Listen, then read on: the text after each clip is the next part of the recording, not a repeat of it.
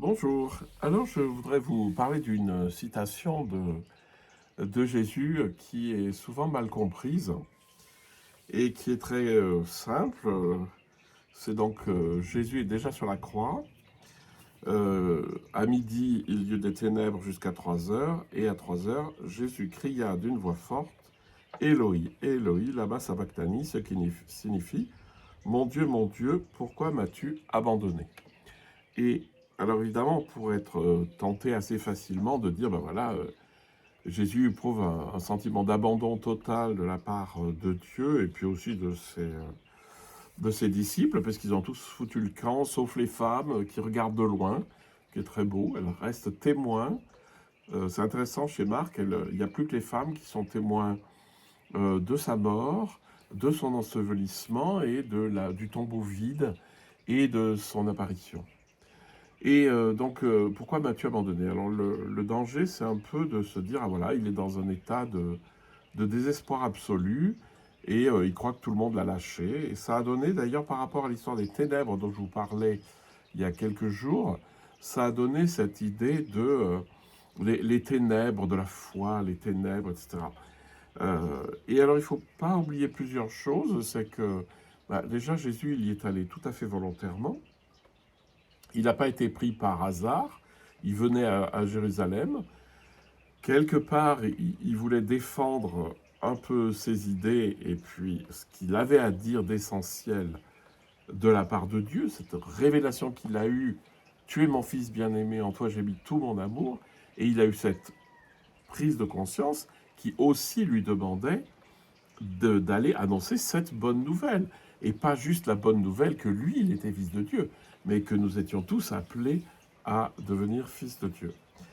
Et alors, comment comprendre ce Eloi, Eloi, lama sabachthani? Déjà, c'est en araméen, et ce qui prouve que c'est certainement une parole authentique, puisque le public de Marc, c'était un public romain, donc puisque ça a été écrit à Rome, qui donc ne comprenait pas l'araméen ni même l'hébreu, et donc il met la traduction. Mais s'il met l'original, c'est que ça s'est transmis très très tôt.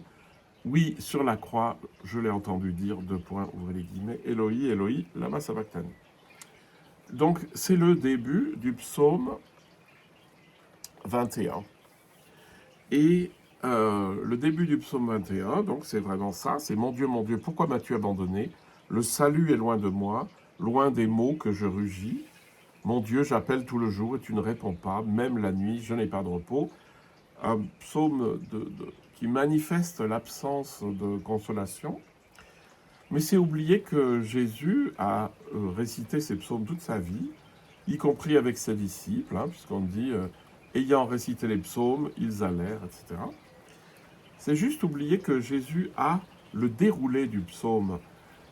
Il a compris la structure du psaume, et le psaume, c'est, première partie, c'est l'horreur. Euh, Moi, je suis raillé par les gens, rejeté par le peuple. Tous ceux qui me voient me bafouent. Ils ricanent et hochent la tête. C'est exactement dans le texte de la mort de Jésus, où les passants hochent la tête et disent, bah écoute, hein, si tu es le Messie, tu descends de ta croix. Mais, alors donc c'est un très beau psaume de désespoir, si vous voulez, mais à partir du verset 22b, ça change. Il y a sauve-moi de la gueule du lion et de la corne des buffles, ça c'est symbolique évidemment, tu m'as répondu, et je proclame ton nom devant mes frères, je te loue en pleine assemblée. Donc en fait il y a une deuxième partie qui est le vers sans consolation, et ça, il y a des phrases très très claires. À vous toujours la vie et la joie. Ils loueront le Seigneur ceux qui le cherchent. Donc ce texte est absolument magnifique puisqu'il fait passer du psaume, hein, alors c'est le psaume euh, 21, mais 22 en hébreu. Ce psaume fait passer du désespoir à la lumière, et Jésus, lorsqu'il cite le début du psaume, il dit sa confiance qui va passer des ténèbres à la lumière. Et c'est comme ça qu'il faut le comprendre, plutôt que de se dire, ah ben là, il s'est senti abandonné. Non, il ne s'est pas senti abandonné. Il y est allé et il a bien dit à Pilate, hein, si j'avais voulu me défendre, si j'avais été un roi, etc., j'aurais eu des cohortes qui seraient venues me soutenir.